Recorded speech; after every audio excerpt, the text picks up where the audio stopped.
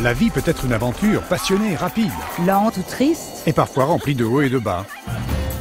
Mais d'après les psychiatres, on peut mettre l'étiquette maladie mentale sur tout aspect de la vie. Vraiment? Comme quoi?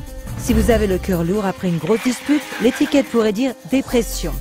Et si vous êtes nerveux avant de parler en public? Trouble de l'anxiété. Ou bien bavard et plein d'entrain? Maniaque. Ça semble un peu dingue. Ça l'est. Mais ça se passe vraiment? Allons demander. How many people do you know that have been diagnosed with a mental disorder? Diagnosed with a mental, God, off the top of my head, maybe one person that I know who's been diagnosed with a mental disorder. Probably just one. So, yeah, maybe 2 or 3 people, maybe in the 3 or 4 range. 4 or 5, maybe 5. 6 people in the household. 6, 7. 10. A dozen or so. About 20. How about 30? Would definitely be in the hundreds for sure. The total number of people that I know in my lifetime has been diagnosed with a mental disorder probably fall around the range of 100 to 150, and I'm 23 years old. Ça alors? Mais d'où viennent tous ces troubles? Du manuel diagnostic et statistique des troubles mentaux. Il fait 943 pages et traite de tout. Dépression, anxiété, bégaiement, dépendance à la cigarette, peur des araignées, cauchemars, difficultés en maths et même troubles de l'enfance. Tous réinterprétés et faussement présentés comme des maladies du cerveau. Mais il y a des gens qui ont de graves problèmes dans la vie. Bien sûr. Mais pour les psychiatres, c'est juste votre cerveau qui a quelque chose qui ne va pas. Alors si je comprends bien, les psychiatres ont un livre des problèmes de la vie réinterprétés comme des troubles mentaux? Effectivement. Eh bien, cela doit avoir une base très scientifique. Ça le devrait, mais ce n'est pas le cas. Les psychiatres l'ont même admis à une de leurs conventions récentes. Écoute-les. DSM is made up by committees of men who have political opinion, and women too, who have biases and political opinions. And so there isn't nearly as much science in DSM as there ought to be. Like in the previous one, people had a meeting in the bathroom and they decided that something should be in there, and then they would go and propose it to the whole committee. You have this kind of lumping together of several observations, and when you get enough of them in one tent, you got a diagnosis. DSM system is not the real system of diagnosis. A lot of the disorders that are in there haven't necessarily been rigorously validated. It's just the best tool that we have available, but it is not perfect. It's so useless that if you give me a patient and the DSM, I'll make at least 20 diagnoses on the same patient. You have to take it with a grain of salt anyway. It's actually getting more and more complicated. We're left with diagnosing things on the basis of checklists and questionnaires, which leaves us sort of out of, as you said, the rest of medicine because we don't have a biological test. Incroyable. La base non scientifique du DSM est en effet un secret de polichinelle. Voilà ce que des professionnels en disent. The DSM is a sham. It's been described as a house of cards. Why? Because the diagnoses are theoretical. They're not based on scientific measurements. It's sort of a shaky level built on another shaky level, built on another shaky level. It is flimsy and that it is easily collapsible under the scrutiny of critical thinking. If you just pull one little fragment of the reasoning aside and question it thoroughly, you'll find it doesn't stand up, and then that means that the whole organism collapses because you've got some wrong premises in there somewhere. In fact, they're all over the place. It is indeed a house of cards because it's predicated on not a solid structure. It is built to create an apparently legitimate edifice, which results in a diagnosis. But any serious inquiry will show it to be illegitimate.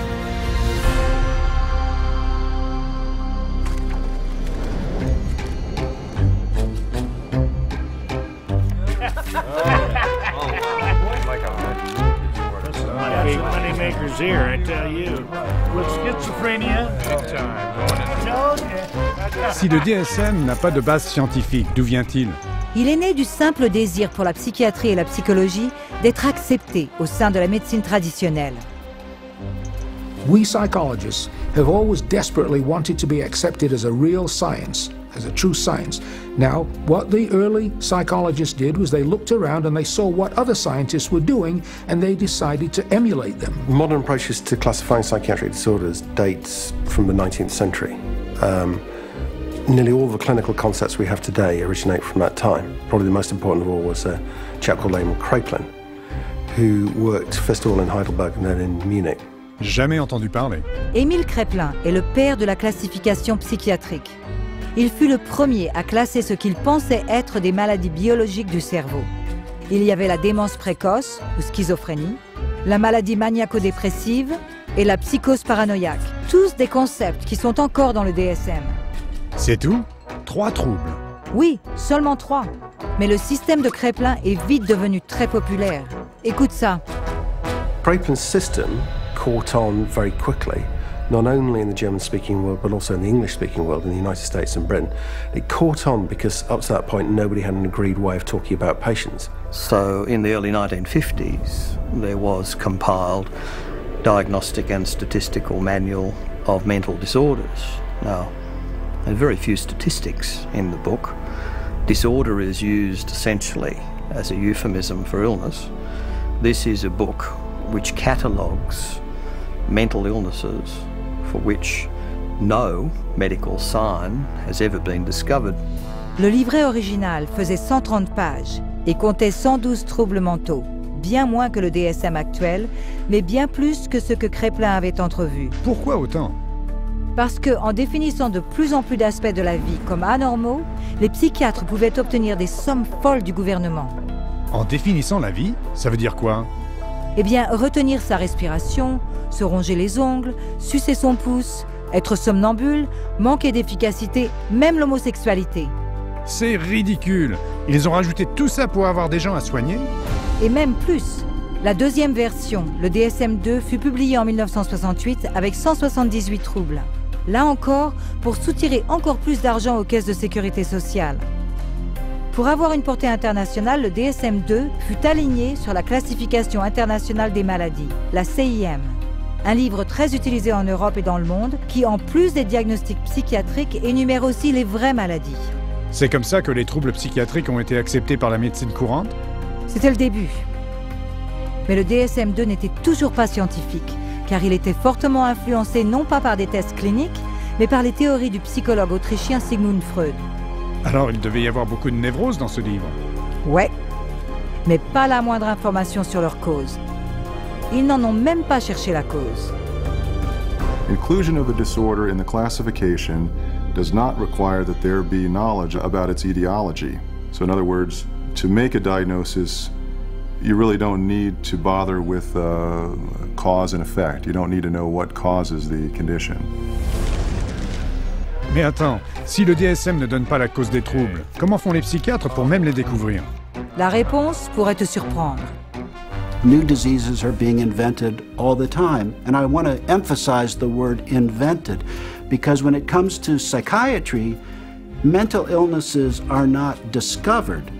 They're invented. The way the system works in terms of diagnosis is that every few years a group of psychiatrists and psychologists sit around in a room and vote on new diagnoses.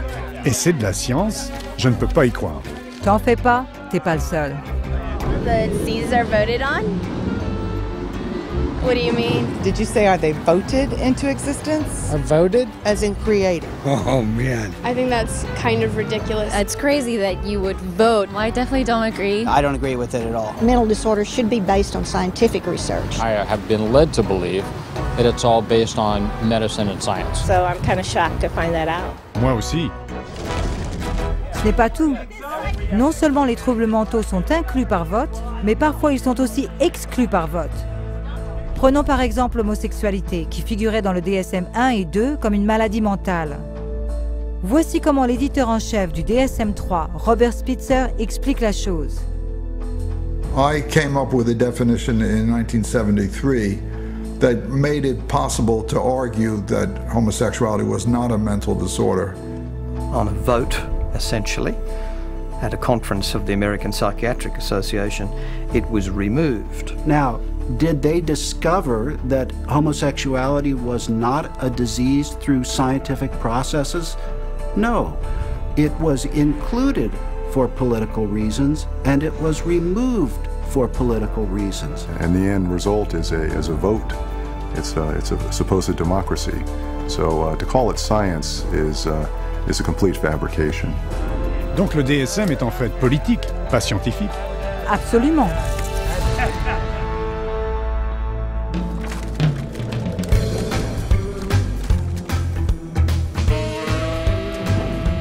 Je croyais que les psychiatres voulaient être considérés comme étant des docteurs. C'est vrai. C'est pour cela que leur manuel devait avoir l'air plus scientifique. Mais ils ne l'étaient pas.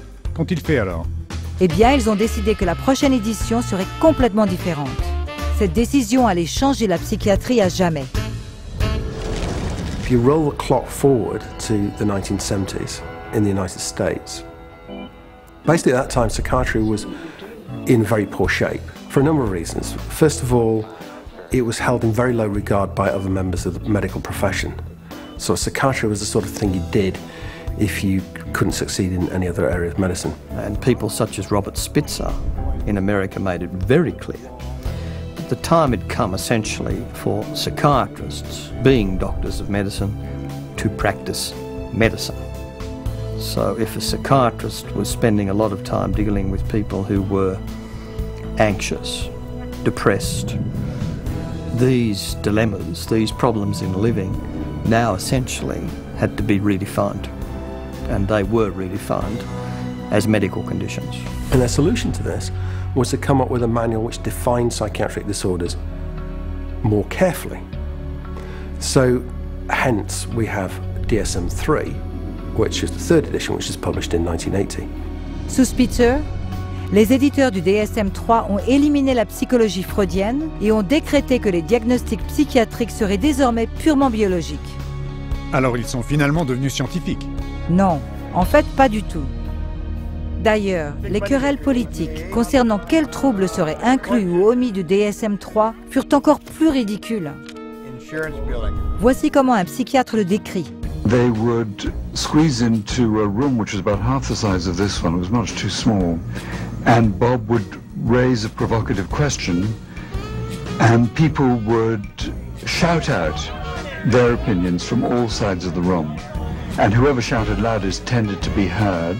My own impression is it was more like a tobacco auction than a sort of conference. Et voici ce qu'a dit un autre membre de ce comité. The low level of intellectual effort was shocking. Diagnoses were developed by majority vote on the level we would use to choose a restaurant. You feel like Italian, I feel like Chinese, so let's go to a cafeteria. Then it's typed into the computer. It may reflect on our naivete, but it was our belief that there would be an attempt to look at things scientifically. Donc leur manuel diagnostique avait l'air plus scientifique, sans offrir plus de science qu'avant. Et le nombre de troubles mentaux dans le DSM-3 a grimpé à 259. Mais pour faire accepter l'idée que la psychiatrie était bien une science médicale, il leur fallait une théorie qui ait l'air très scientifique. But with DSM-3 from 1980 on, there was the progressive medicalisation of psychiatry. And the notion of chemical imbalance was invented and essentially took hold. Hein? Quel déséquilibre? La théorie du déséquilibre chimique. Née en 1965, elle tentait d'expliquer que la dépression pourrait résulter d'un déséquilibre parmi certaines substances chimiques cérébrales. Vas-y, raconte. Selon Joseph Schildkraut, si les psychotropes changent le niveau de ces substances chimiques, alors la maladie mentale doit être causée par des niveaux trop élevés ou trop faibles de ces substances. N'est-ce pas à l'envers? Si, pour sûr. Autant dire que si l'aspirine arrête un mal de tête, ça veut dire que les maux de tête sont causés par un manque d'aspirine. Je vois ce que tu veux dire. Mais c'était suffisamment convaincant pour donner à la psychiatrie et au DSM-3 un air de science. Comme l'a dit Robert Spitzer, Psychiatry felt now, gee, we're more scientific, we're part of medicine. Donc ça a marché. Oui. Et depuis, les psychiatres et l'industrie pharmaceutique n'ont cessé de promouvoir cette théorie de déséquilibre chimique auprès des médecins et du public. If you're one of the millions of people who live with uncontrollable worry, anxiety, and several of these symptoms for 6 months or more, you could be suffering from generalized anxiety disorder, and a chemical imbalance could be to blame. Pristiq is thought to work by affecting the levels of 2 chemicals in the brain. It works to correct chemical imbalances in the brain, which may be related to symptoms of social anxiety disorder. Cymbalta works on serotonin, and norepinephrine. Hundreds of thousands of patients have been prescribed Abilify. Ask your doctor. Ask your doctor. Talk to your doctor. Call your doctor. Ask your doctor about Cymbalta. Pristiq is a key in helping to treat my depression. Ask your doctor about Pristiq. You come to my office, and I say to you, well, you describe what's going on in your life and your symptoms, and I say, well, it's clear to me that you've got a chemical imbalance, and we're going to write you a prescription for this. The truth of the matter is, there's no such thing as a chemical imbalance. There's no test out there that they can depend on that tells you you have a chemical imbalance. There's actually, in fact, dozens of studies showing that there isn't any measurable imbalance. So psychiatrists will explain to patients all the time, this is just like diabetes. In diabetes, you have low insulin, we have to readjust the insulin level. In depression, you have low serotonin, we have to readjust the serotonin level. But actually, we have already proven that there's nothing wrong with serotonin levels. It's completely a myth, disproven by our own evidence. I had a psychiatrist. He said that, in his professional opinion, this child had ADHD, a chemical imbalance of the brain. And when he was questioned on the witness stand as an expert witness for the state, he was asked if they had done an MRI. He said no. He was questioned if they had done a CAT scan. He said no. He was asked if they had done any bodily fluid check known to medical science to prove that this child had a chemical imbalance of the brain. He says no. And when he was asked how he arrived at this ADHD diagnosis, a chemical imbalance of the brain, it came down to that he had counseled and observed this child for 2 hours, and half of the time was observing. How do you arrive at a diagnosis of a chemical imbalance of the brain by talking to a child and observing them for 2 hours? You don't, okay? It's pure guesswork. Wow, est-ce vraiment possible? Vois pour toi-même. Voici une personne qui est allée voir plusieurs psychiatres avec une caméra cachée et a demandé un test pour maladie mentale. Of any scientific test? Not that I'm prepared to do this time. So you getting that I have adjustment, what is it? Adjustment disorder, mixed emotional features. It just means situational stress. Right, it's a formal diagnosis. But I'm saying, just where do you get that from? I take you at face value. In terms of diagnosis, there's no way that I can x-ray or project or so it's very hard to have anything to measure. Because whatever's going wrong, it's happening in there, and we just can't go in and open up somebody's skull and scoop something out to measure. Right now, we don't have an x-ray or a blood test. That doesn't mean that the diagnosis is not good. The diagnosis is for insurance, and I'm not really trying to think too much in terms of diagnosis. I don't really see that as my main job here, to make a diagnosis, except to give something to the insurance that's reasonably accurate. But we don't even really know what's going wrong in the brain. So all the things that we found were found by accident. Je suis sidéré. Le diagnostic psychiatrique est basé purement sur l'opinion individuelle. Quoi qu'il fasse, il se trompe. La BBC a même fait une émission où 10 volontaires, 5 considérés comme normaux et 5 déjà diagnostiqués comme mentalement malades, furent observés par 3 fameux experts en santé mentale et ils ont dû dire qui était qui. Oh là là. Regarde ça. We think that it's likely that you've had a history of bipolar disorder. Is that correct? You're wrong. Okay. We've come to the conclusion that at some time you've been diagnosed with a mood disorder. You're wrong. We were wondering whether at some point in your life maybe that you had suffered from a significant psychiatric problem of some kind or other.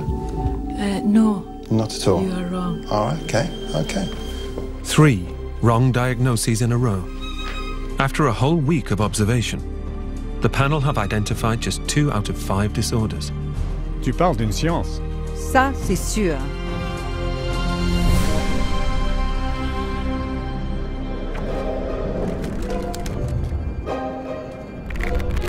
Okay, I'm in. Paranoid. And I got a pair of compulsive disorders here. J'ai une question. Comment les psychiatres peuvent-ils parler de faits démontrés quand ils n'ont rien prouvé? C'est pire que ça. Non seulement les psychiatres n'ont pas de test pour prouver les étiquettes qu'ils vous collent, ils ne peuvent pas définir ce qu'est un trouble mental. Non. C'est même écrit dans le DSM, regarde ça. Although this manual provides a classification of mental disorders, it must be admitted that no definition adequately specifies precise boundaries for the concept of mental disorder. There you go. Incroyable. Mais les psychiatres n'avaient pas encore fini. 14 ans après le DSM-3, ils ont publié le DSM-4 et son rédacteur en chef fut encore plus direct en ce qui concerne le terme trouble mental. There is no definition of a mental disorder. It's bullshit. I mean, you just can't define it. Donc, tout en admettant qu'ils ne pouvaient pas définir ce qu'était un trouble mental, terme qui est dans le titre de leur propre manuel, ils en ont rajouté encore d'autres. Beaucoup d'autres. 115 pour être précise, ce qui fait 374 au total. C'est 3 fois plus le nombre de troubles donnés dans le DSM-1. En à peine plus de 40 ans. Et le livre pèse plus de 2 kilos. C'est plus gros que l'annuaire téléphonique d'une grande ville. C'est un catalogue de maladies mentales. Et il a servi à faire le diagnostic de 120 millions de personnes dans le monde. Ça alors. Mais qu'en est-il de la classification internationale des maladies? Y a-t-il eu un accroissement des troubles mentaux là aussi? Absolument. La section des troubles mentaux et du comportement de la CIM est pratiquement parallèle au DSM. Les changements dans le DSM sont reflétés dans la CIM. D'accord. Bon, jusque-là, j'ai appris qu'il n'y a pas de test pour identifier ou confirmer le diagnostic d'un trouble mental, que la théorie du déséquilibre chimique est sans fondement et que les psys ne savent pas ce qu'est un trouble mental. Et ils l'admettent, du moins entre eux. Voici un extrait d'une récente convention de l'Association psychiatrique américaine. You're sitting in your office, you see a depressed patient, you have no idea what's the matter with them. And I know all of you think you know the answer, but in terms of evidence, I don't know the answer, and I don't think any of us really know. C'est stupéfiant. Et pourtant, ils sont très prompts à vous donner un diagnostic. Voici un autre psychiatre influent à la même conférence.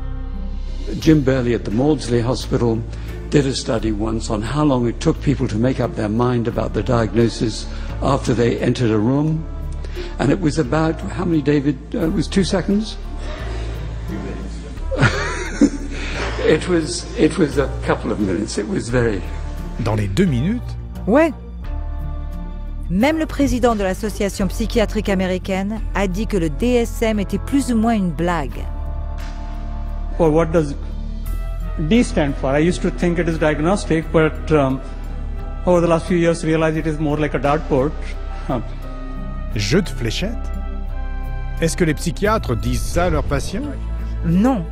Ils se comportent comme s'ils savaient de quoi ils parlent, tout en tenant le public dans l'ignorance. I was sent to a psychiatrist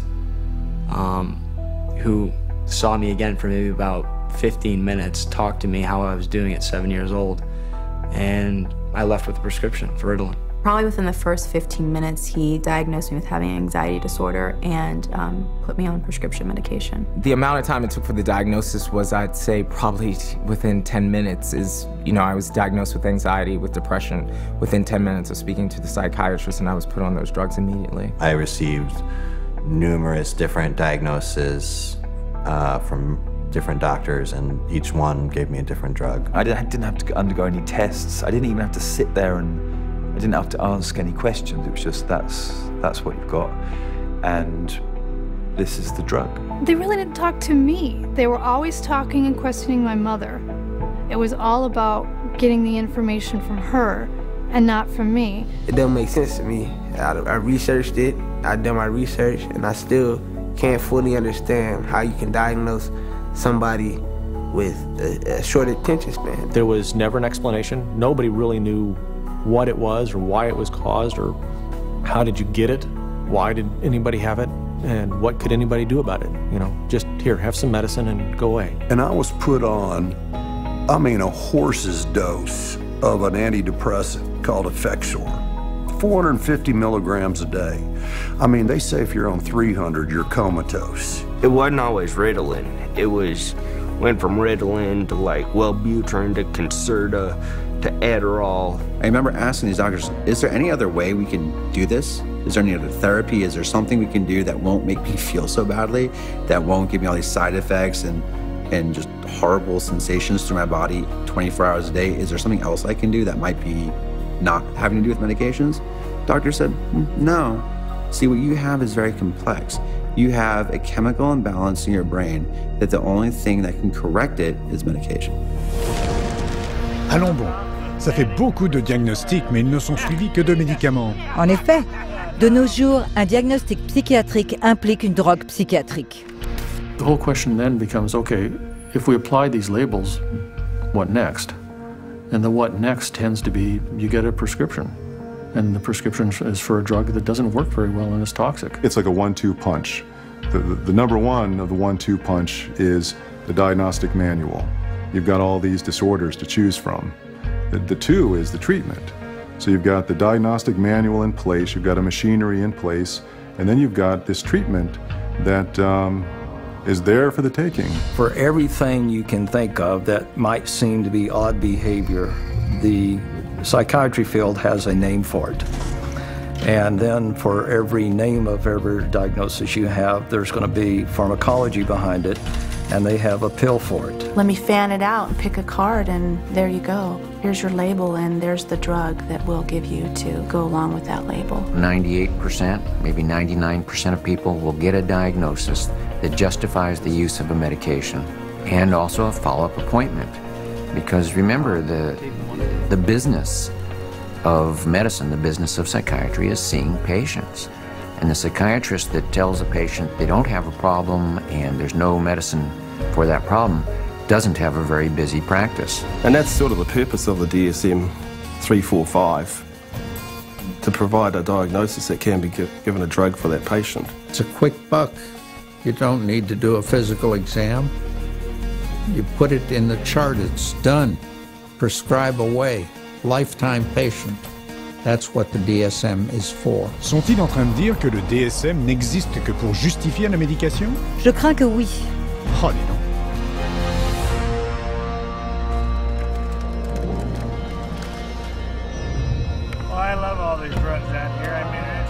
Si le traitement principal de la psychiatrie est la médication, il doit s'en faire beaucoup des prescriptions. Absolument. Savais-tu qu'on écrit plus de 600 millions d'ordonnances pour des médicaments psychiatriques chaque année? Oh là là!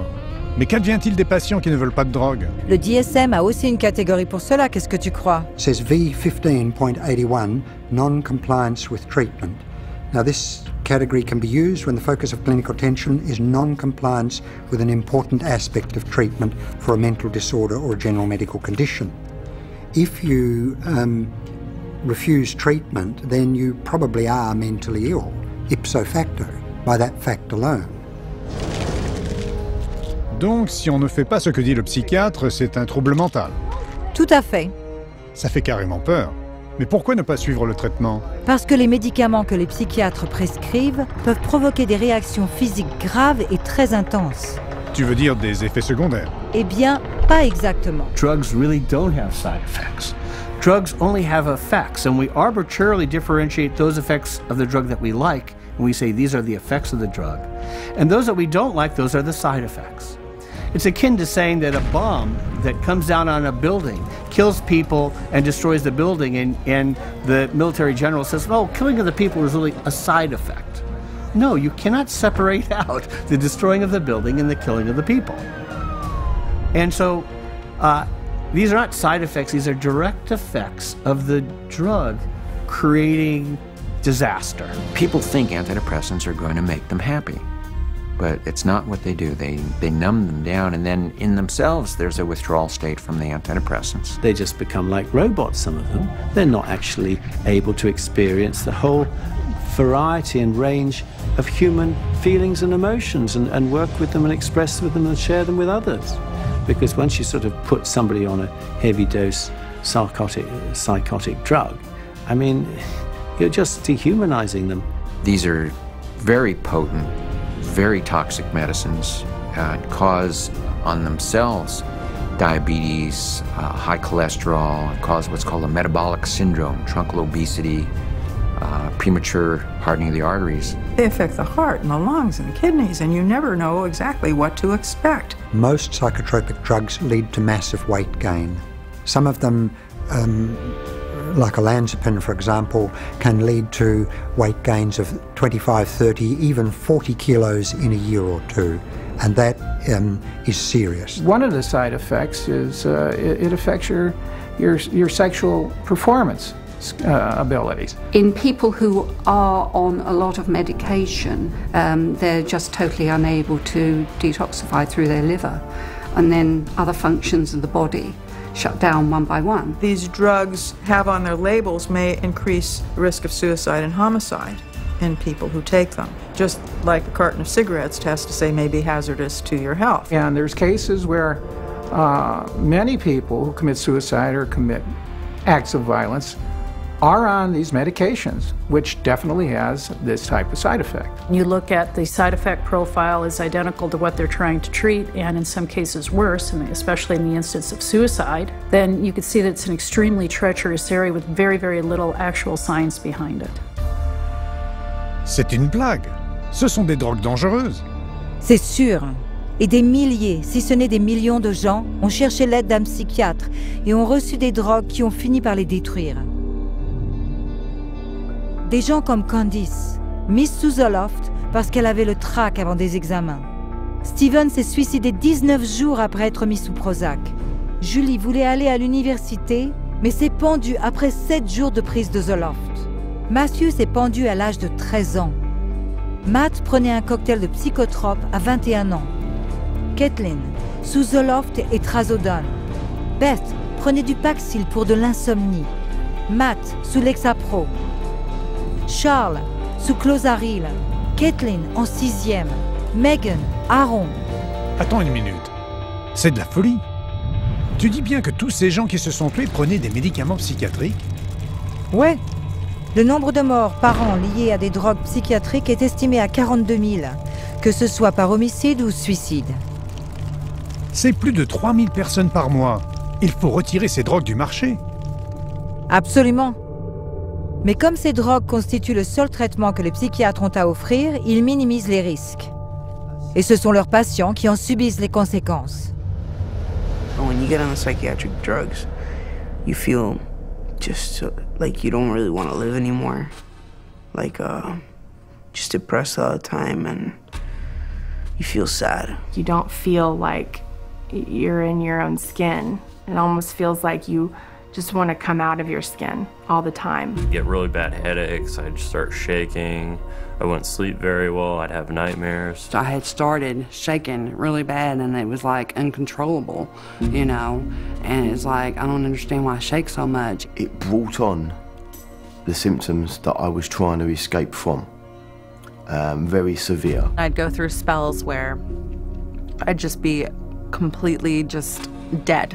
There would not be me there. I'd just be standing there and there would be nothing. I think we all have emotions, happy, sad, you know, situational emotions in life, and it didn't allow me to experience them. You don't experience tears, you don't experience a lot of laughter. It just makes life real flatline. I described to a friend of mine as like waking up in a manila folder and it's a cloudy day. Everything is boring, unmemorable, unspecial. It changed me. It changed who I was. It changed the essence of my personality. You know, it just started making me worse. And I got in such bad fights with my brother. I scratched his face up and, you know, stuff like that. I started to experience suicidal ideations almost immediately. And I had never had any feeling like that before. I remember when I was at home one day, I had taken my medication and I thought about killing myself, and I got really scared, so I ran to my brother and I told him, and he just held me and told me not to give up and to just keep trying. And I actually thought that's maybe the one thing that I do have control over, that I could, you know, I could off myself, and I would be out of this roller coaster of an existence. I have been raped. I have been coerced into doing things that I do not care to speak of. But just to put it in perspective, even having experienced that, the experiences in thoughts and loss of self that I had, being put on Prozac was the worst violation I have ever experienced. Je ne sais plus quoi dire. Les gens n'ont aucune idée de ce que font ces drogues parce qu'ils font confiance à leur psychiatre. Non seulement ça, mais des études récentes ont montré que les drogues telles que les antidépresseurs ne sont pas plus efficaces qu'un cachet neutre, un placebo. Donc en résumé, non seulement le DSM fournit l'étiquette que le psychiatre vous donne, mais il justifie la prescription de drogues puissantes mais inefficaces qui ont de nombreux effets secondaires. C'est vraiment affreux. Absolument. Et pourtant, les psychiatres s'accrochent à l'idée qu'ils peuvent corriger un comportement indésirable avec de la chimie.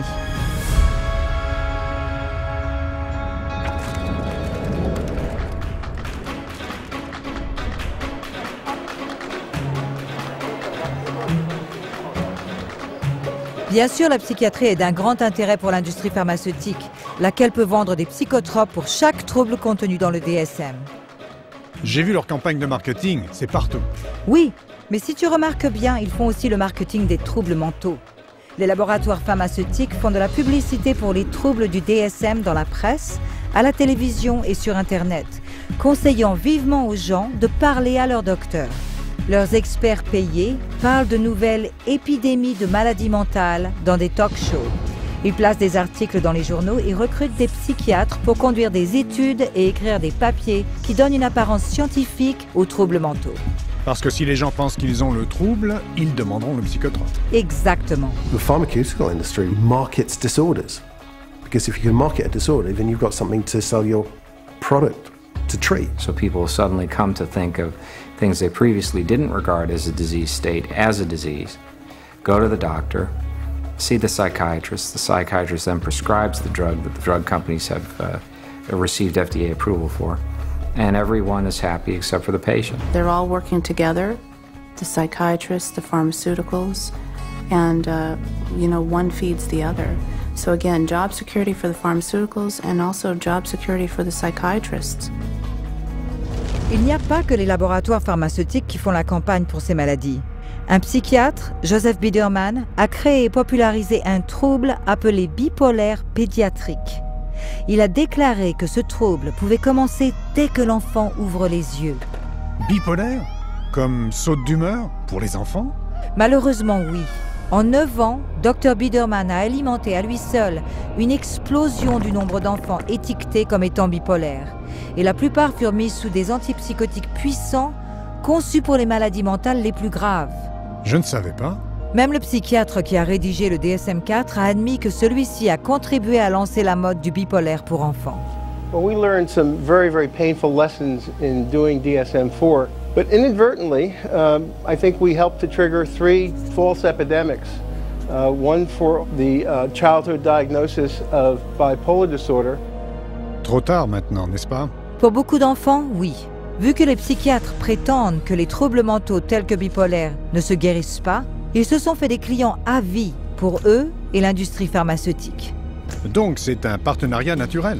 Absolument. L'industrie pharmaceutique fournit aux psychiatres des sommes énormes pour la recherche et ceux-ci inventent encore plus de maladies à traiter avec des psychotropes. Drug companies have become increasingly dependent on mental illness diagnoses in order to maintain their profit margins. And psychiatrists and increasingly clinical psychologists are more than happy to manufacture mental illness in order to make that happen. Hence, the increase in size of the Diagnostic and Statistical Manual of Mental Disorders. The strategy is how many people we can diagnose with a particular label that would be broad enough to include a ton of people in it. And the mentality behind that is the sale of the pharmaceutical drug, which eventually becomes the treatment. These drug companies are making a lot of money, and they're spilling that money and sending that money to people that will help support their cause. So it's not a surprise at all that they have infiltrated so many of the committees within the DSM and so much of our own medical education. Attends. L'industrie pharmaceutique a infiltré les comités de psychiatres qui décident quels troubles ajouter dans le prochain DSM? Dans le DSM-4, 56% des membres du comité avaient des liens financiers personnels avec l'industrie pharmaceutique. L'industrie qui allait profiter des 115 maladies mentales supplémentaires qui ont été votées. Et bien sûr, on a de plus en plus de maladies qui seront traitées avec les drogues. Et encore plus de symptômes pour chacune. The whole world is being made crazy, really. And we have these proliferation of categories which have become more and more encompassing, encroaching in ordinary everyday life. There isn't a human being on the planet who doesn't have at some point, if not several points, in a day or a week, distress. It's part of being human. But to say that because you have this distress, that you now are diseased. If you take a god man in India who wanders around with a shawl and meditates for 17 hours a day, drinks rainwater and engages in some kind of spiritual or religious discipline or practice where he might roll on the ground for 100 miles to a holy place, people there don't persecute those individuals. They accept them as people engaged in religious practices. But here, if you took those same individuals in India and you had them walk across a campus in America, they would immediately be arrested and put into a psychiatric facility because they're manifesting psychosis. This varies by culture. What do we want to straitjacket everybody? Is everyone going to be the same? What about people that do have a little bit odd behavior? Is a little odd behavior bad or dangerous? It's just different. You want this thing to cover, all manner of aberrant human behavior. So if you can cover every bit of it, then you're going to have the best chance possible to a billable unit of service. Et d'ailleurs, si aucune de leurs catégories ne convient pour vous, il y en a une autre dans laquelle ils peuvent vous caser. Naturellement. This is number 301.9. 312.9. 292.9. Bipolar disorder, not otherwise specified. Gender identity disorder, not otherwise specified. Disorder of infancy, childhood, or adolescence, not otherwise not specified. Otherwise specified. Not otherwise specified. What the hell does that say? They don't know. It's kind of like a catch-all. It's the garbage can for the leftovers. There's even a box for people that don't fit in the other boxes. To me, it's insane. This is like rubbish to me. This is scary to me. This is hackery, quackery, dockery. Qu'il faille créer une catégorie divers pour ce qui reste démontre la médiocrité de cette science. Tout à fait. Comme le trouble de l'attention et hyperactivité sans précision, trouble de l'alimentation sans précision, trouble de l'humeur sans précision. You can always use the NOS, the not otherwise specified diagnosis, and that's a billable service. Not otherwise specified means that you're sort of at sea to some extent on the exact diagnosis, meaning it doesn't fit into any of the categories you've established. Unspecified mental disorder. You see, that's considered a disorder. Having nothing wrong with you is now a disorder. That's what this says. Can you believe it? Non, je ne peux pas y croire. Il y a une catégorie trouble mental sans autre indication? Autant dire, et on va pas vous la décrire. C'est une maladie mentale aussi? Pire encore, selon le DSM, vous pourriez avoir comme diagnostic une maladie mentale non listée. Sans blague. Tiens, écoute ça. These diagnostic criteria and the DSM-IV classification of mental disorders reflect a consensus of current formulations of evolving knowledge in our field. They do not encompass, however, all the conditions for which people may be treated or that may be appropriate topics for research efforts. It's even in the language of the introduction, it's basically saying we're trying to have a diagnosis to cover all the bases of anything that somebody could come in complaining about, which is, again, entirely backwards from how medical diagnoses are come to. Ce DSM n'a rien à voir avec la médecine. Non, c'est du marketing pur et simple.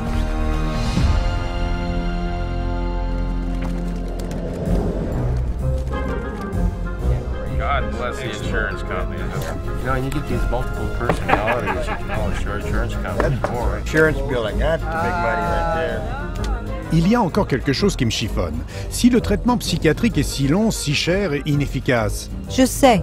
Qui serait disposé à dépenser des sommes énormes pour des traitements psychiatriques qui durent des années, souvent toute une vie, et donnent des résultats si minables? Exactement. Qui paie pour tout ça? Essentiellement les caisses d'assurance gouvernementales et privées. Les assurances? D'ailleurs, les groupes de pression psychopharma excellent à faire passer des lois pour forcer les assurances à couvrir les soins de santé mentale de la même façon que les soins médicaux réguliers. C'est l'égalité de la santé mentale, n'est-ce pas? Exactement.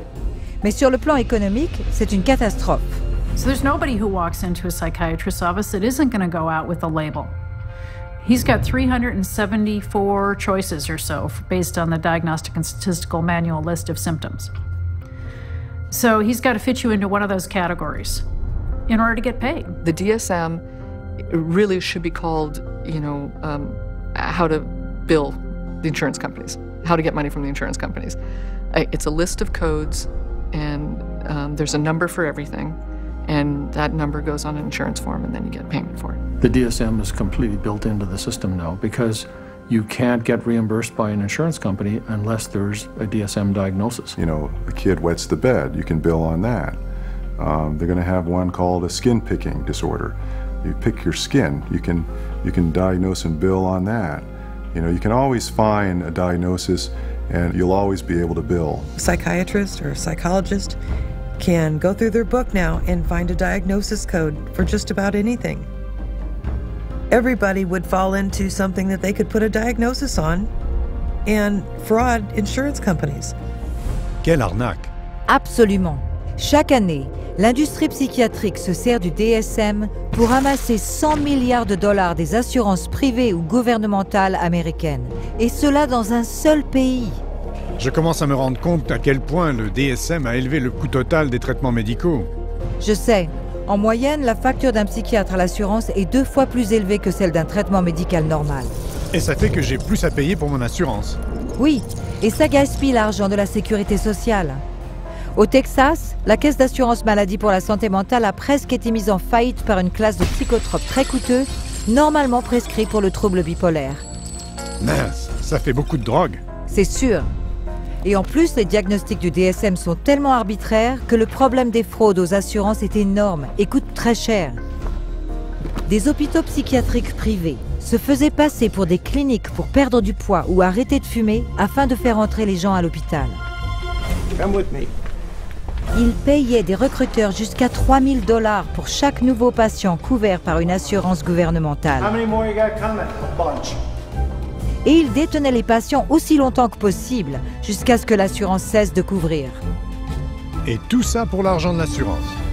En effet.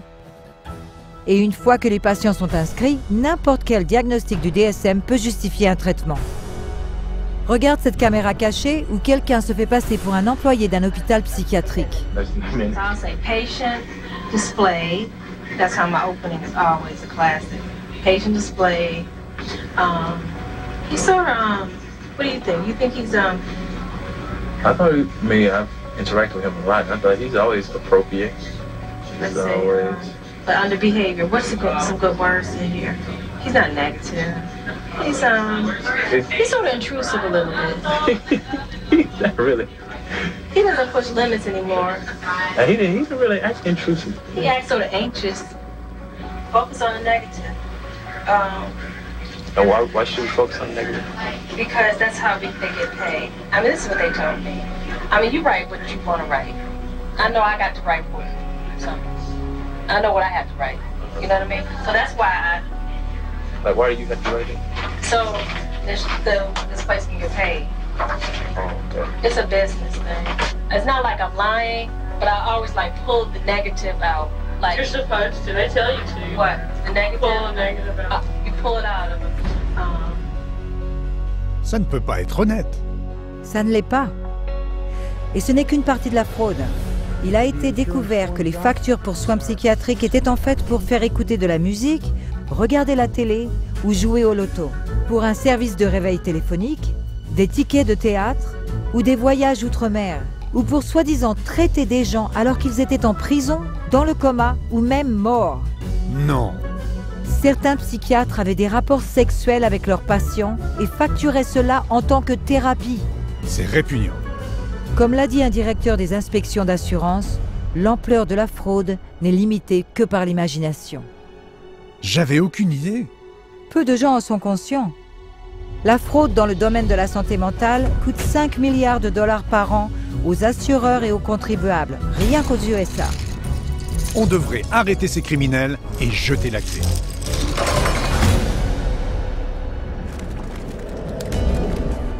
It's the Diagnostic and Statistical Manual of Mental Disorders, the 3rd edition. Est-ce que je t'ai dit que la psychiatrie a aussi réussi, grâce au DSM, à s'infiltrer dans notre système judiciaire?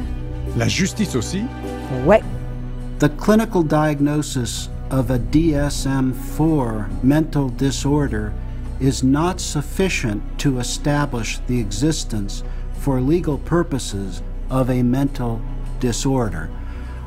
That's a very interesting point. Basically, what the authors are saying here is that the material in the DSM has no utility in the courtroom in deciding guilt or innocence. It should not be used in courtrooms as part of the legal process. Attends, le DSM dit qu'on ne peut pas l'utiliser dans un tribunal pour établir l'existence d'un trouble mental? Exactement. Mais on s'en sert tout le temps. Oui, comme pour plaider l'irresponsabilité. Et aussi le droit de garde, détention civile, tribunal des successions. J'ai entendu parler de psychiatres s'affrontant au tribunal, chacun utilisant le DSM pour soutenir sa partie et chacun étant accepté en tant qu'expert. As far as I could see, for psychosis or delusions. Because he's suffering from narcissistic personality disorder and a delusional disorder. C'est une contradiction totale. Ça n'a pas toujours été comme ça.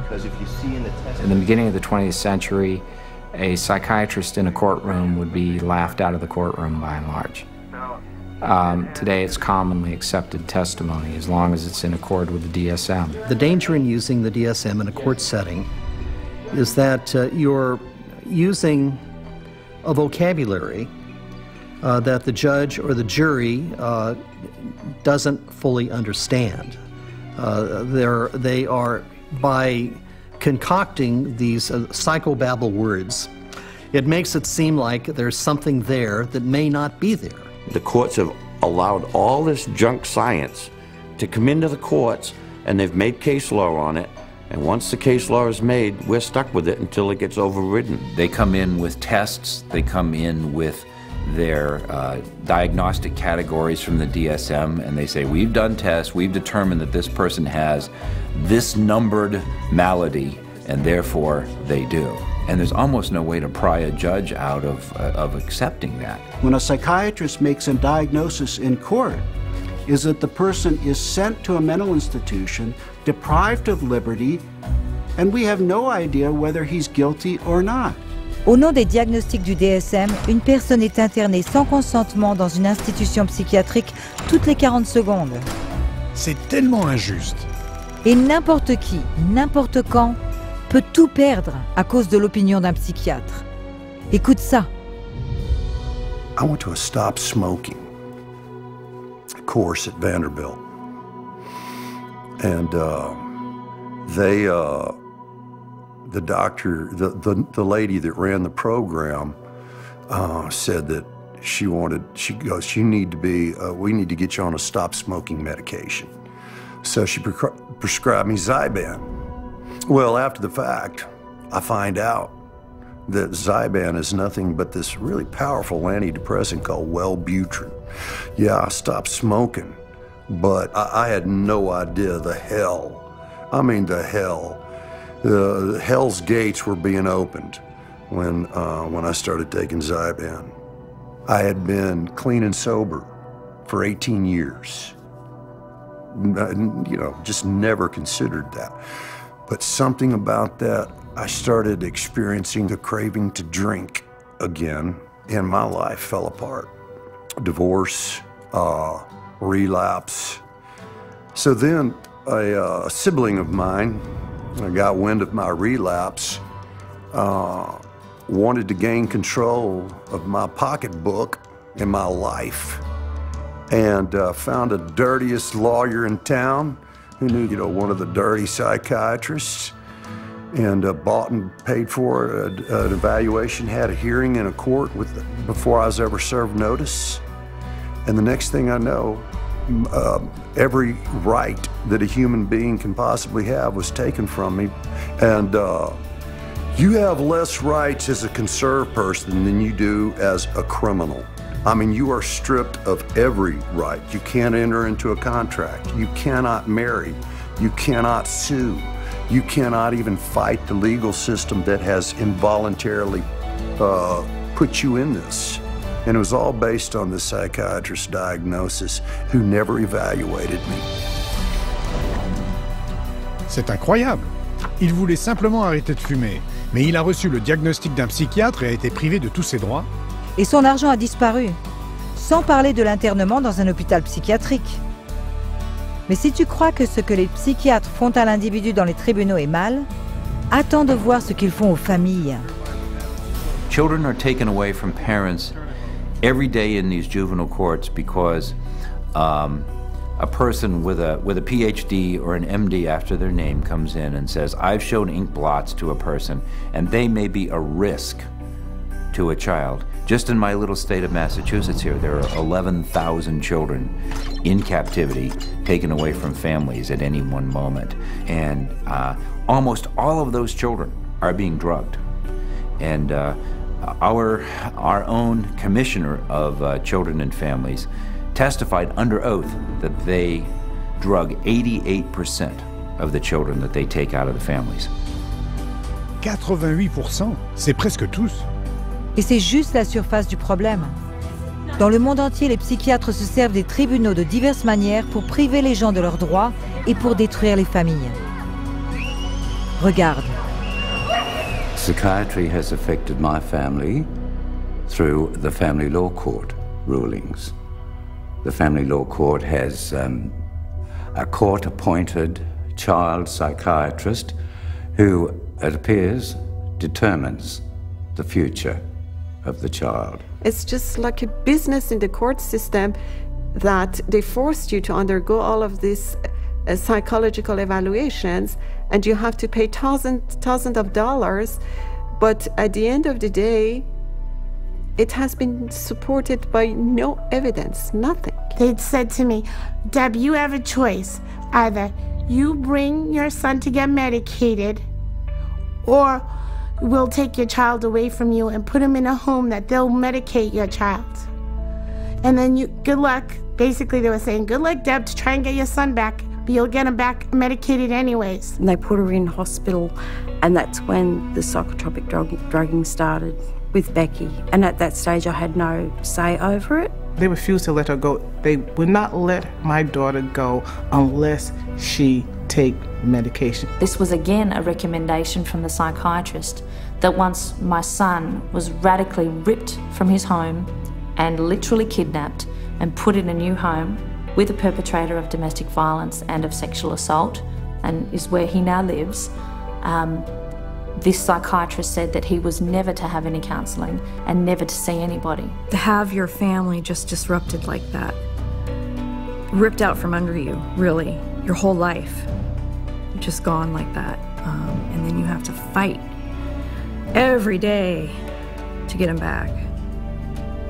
It was very devastating. In some ways, it's worse than a death because it's unresolved, and you know what the truth is.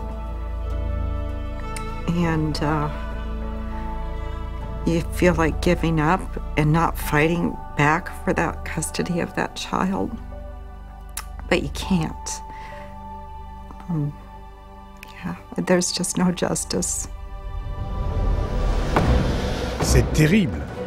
Ils détruisent les familles avec les diagnostics arbitraires qui abondent dans les tribunaux. Exactement. So it's unfortunate that the courts have bought into the DSM. It's unfortunate that the whole psychiatric profession is wedded to the DSM. It's unfortunate that the psychiatric profession is in bed with the drug industry, and it's unfortunate that drugs that don't work are the common prescribed drugs for all manner of conditions in children and in adults.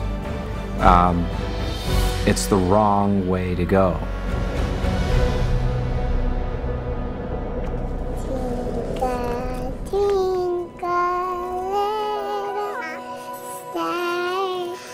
How I wonder what you are.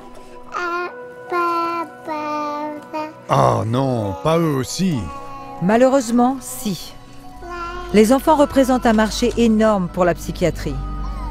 Le nombre de troubles de l'enfance dans le DSM est monté en flèche, passant de 3 troubles en 1952 à 44 aujourd'hui. C'est 15 fois plus. Et pourtant, le DSM admet qu'il ne devrait pas faire le diagnostic d'enfant. In early childhood, it may be difficult to distinguish symptoms of attention deficit hyperactivity disorder from age-appropriate behaviors in active children, such as running around or being noisy. We basically don't know the diagnosis from normal childhood. That's what that's saying. Le trouble de déficit de l'attention, hyperactivité, c'est le terme psychiatrique pour les gosses qui ne restent pas assis en classe, gigotent, courent, grimpent. Le comportement d'enfant typique, c'est ça? Exactement. Et 20 millions de gosses dans le monde ont été étiquetés avec un trouble mental. Donc, au lieu de laisser les gosses être des gosses, les psychiatres disent aux parents que leurs enfants sont des malades mentaux qui ont besoin de psychotropes. It used to be that you were on the playground, you'd have the weird kid, you had the shy kid, you had the goof off, you had the hyper kid. You can't have that anymore. Now it's all medical diagnoses. For them to come up with new diseases and new issues and diagnoses in their book, it doesn't correct bad behavior, okay? They can give children all the pills they want. It still doesn't correct bad behavior. The thinking still is, you must fit into this mold.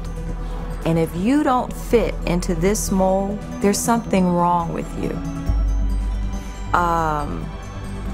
And if you're not the person who designs the mold, too bad for you. A child is labeled and then they're brought to professionals who are trained a very particular way. They're all being trained that if the child fits into this category, then we should consider putting them on Ritalin because that's what they do. That is the protocol. The way the Ritalin will be marketed to the parents is that they will say, this is a drug to calm your child down. What they won't say is that methylphenidate is a form of speed. It's a form of amphetamine, and what we're actually doing is overdosing your child on speed. It's a stimulant, so naturally it's going to increase heart rate, increase blood pressure, and you put a kid out on a football field on a hot summer day, and his risk of having a cardiac event of some sort has just gone up. J'ai entendu dire que les stimulants donnés aux gosses avec des problèmes d'attention sont chimiquement très similaires à la cocaïne. Oui, et le risque d'abus est tellement élevé que le gouvernement américain les place dans la même catégorie que la morphine, l'opium et la méthamphétamine. Alors ces psychiatres, qui est-ce qu'ils vont droguer après ça? Les bébés? Exactement. Ils se servent de ce qu'ils appellent classification de diagnostic 0 à 3 ou DC 0 à 3. C'est comme un mini DSM pour les bébés et les petits-enfants. Écoute ça. We already targeted our school children with ADHD and bipolar. That's already done. That was done 20 years ago. And we're moving younger with DC-03 to the 0 to 3 age group where they're trying to make popular the idea that it's okay to medicate 0 to 3-year-olds. The idea of a program to determine whether a child from birth to the age of 3 has a mental illness is so preposterous, so absolutely insane, that it's simply an additional part of the insanity that is now extant throughout this country. I cannot think of a program that is more insane than that. How are they going to diagnose a 1-year-old or an infant with a psychological disorder? How do they know? You almost have to ask ourselves, if our societies become sick, what are we doing to our fetuses, our infants, our children, that would make us need to have psychiatric medications? We're rolling dice with life. We're rolling dice with our children who can't even discuss it with anybody. They have no control. They are the helpless victims, and the ones who are supposed to protect them and care aren't armed with the facts. Si les parents savaient ça, ils seraient furieux. Ça, c'est vrai. Mais attention, parce que le DSM dit aussi que vous pouvez attraper une maladie mentale de vos enfants. Tu plaisantes. C'est dans le DSM.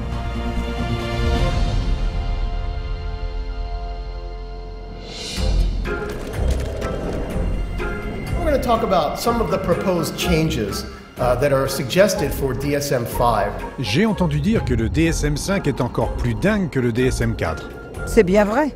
You've got 374 named diagnoses in DSM. Well, guess what? There's going to be more in DSM-5. Why do we all of a sudden need a fifth DSM-5? Psychiatry wanted to broaden the horizons of mental health problems, of disorders.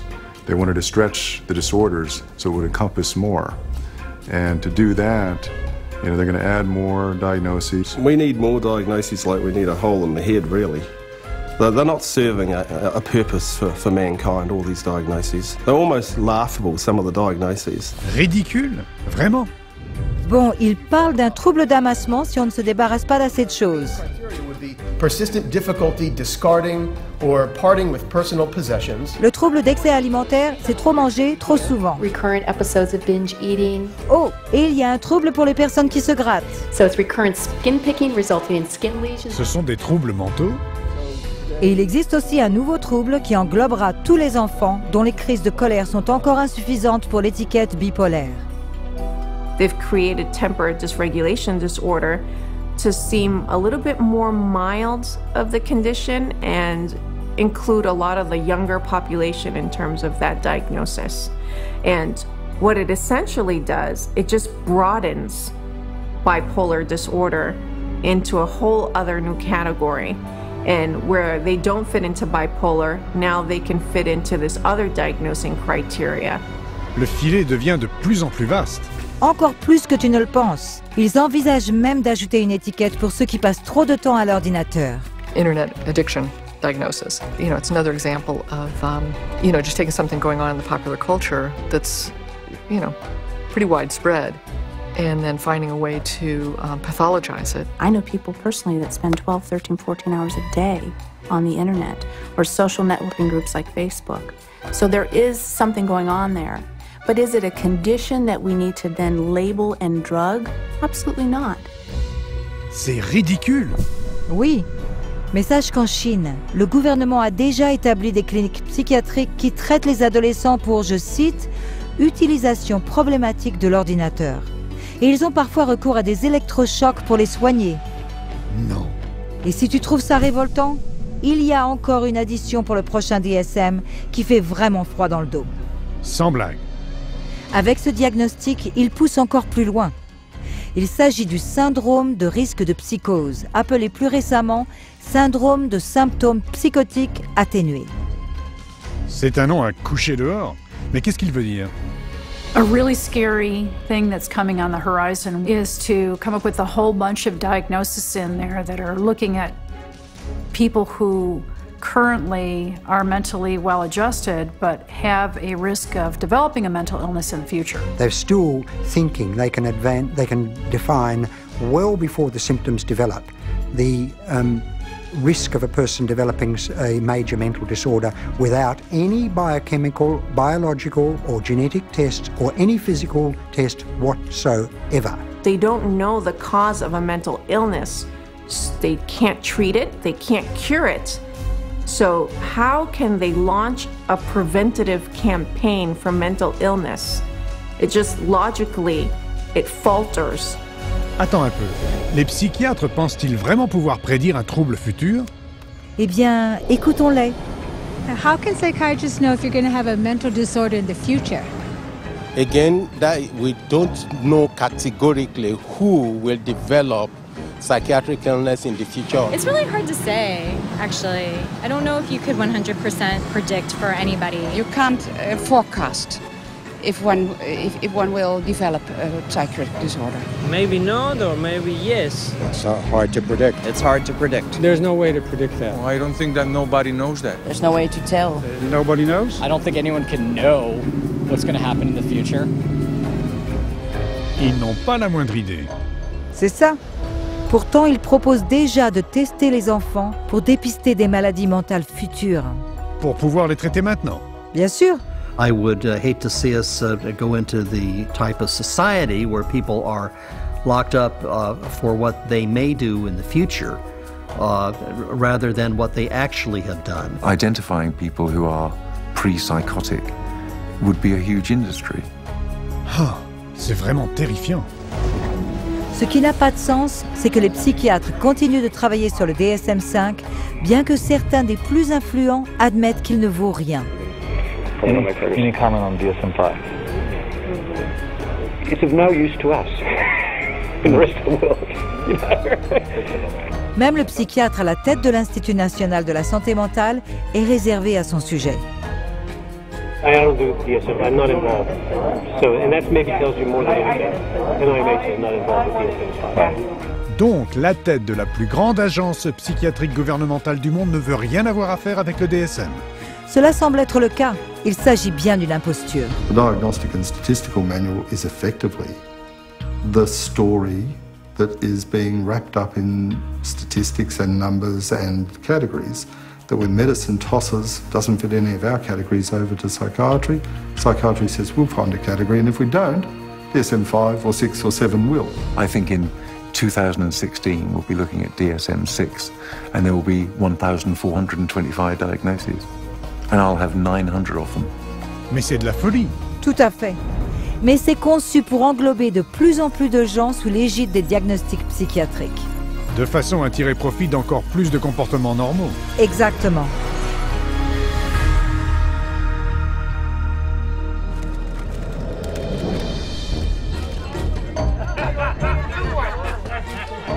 Bon, si le DSM ne vaut rien, pourquoi les psychiatres? Oh, je sais, c'est une question d'argent, non? Avec la psychiatrie, c'est toujours une question d'argent. Et ça commence par le DSM. Comme l'a dit Robert Spitzer, the American Psychiatric Association found out it could make a lot of money by selling it. They've made a tremendous amount of money.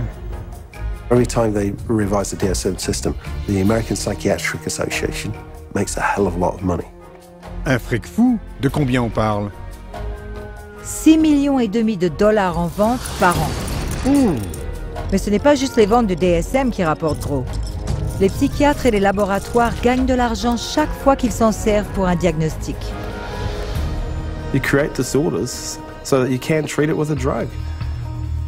It's the ultimate money-making machine. How many people can we drug? How many labels can we put out there? How many people can we herd into these labels and feed them a drug so we can get richer, make more money? There's an inherent conflict of interest, and that conflict of interest is driven by the desire to make money. More money, more money, more money than one should expect.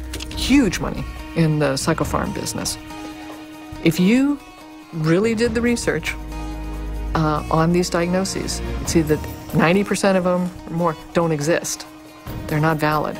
Then that's all of a sudden, all that reimbursement from the insurance companies disappears. So we have to cut the money cord, as well as cutting the DSM cord if we're ever going to really succeed, stopping this juggernaut from continuing. Once again, it's follow the money, and you'll get your answer every time. Cela m'a vraiment ouvert les yeux. Voyons, il n'y a pas de test de labo pour un soi-disant trouble mental que le psychiatre ne peut même pas décrire dans son propre manuel. La théorie du déséquilibre chimique est fallacieuse et pourtant les psychotropes sous prétexte d'équilibrer la chimie du cerveau sont prescrits à des personnes de tous âges. Absolument. Pour 84 milliards de dollars par an, ce qui rajoute 10 milliards de dollars au montant à payer aux assurances sociales ou privées, rien qu'aux États-Unis.